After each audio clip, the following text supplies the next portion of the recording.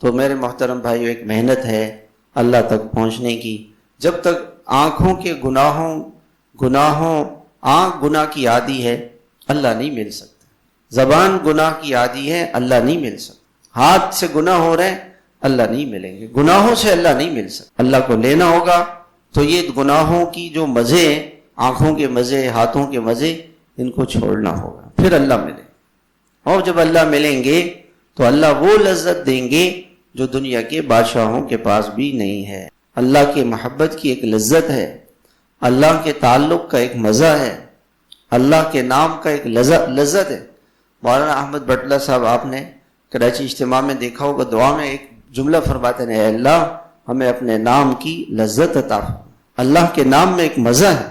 یہ مزہ اس دل کو ملے گا جو دل گناہوں سے پاک. آنکھ کی حفاظت کر لے، زبان کی حفاظت کر لے، ہاتھ کی حفاظت کر لے، موبائل کے گناہوں سے بچ جائے.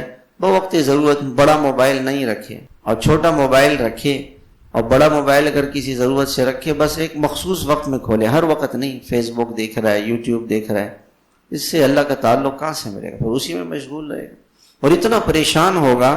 جو آدمی فیس بک دیکھے گا، یوٹیوب دیکھے گا، وہ پریشان رہے گا. دنیا میں یہ ہو گیا، وہ ہو گیا. بھائی سب اللہ کی مرضی سے ہو رہا ہے، سب اللہ کے ارادے سے ہو رہا ہے. اللہ کو پتہ نہیں؟ اللہ کو سب پتہ ہے. ہمارے گناہوں کی وجہ سے ہو رہا ہے. ہم گناہ کر رہے ہیں. اعمالکم اعمالکم، جیسے ہمارے اعمال ہوں گے ویسے ہمارے اوپر حالات آئیں گے، ویسے بادشاہ ہوں گے. یہ تو سب اللہ کی مرضی سے ہو رہا ہے. ہم گناہ کریں اور ہمارے حالات اچھے ہو جائیں، ایسا نہیں ہو.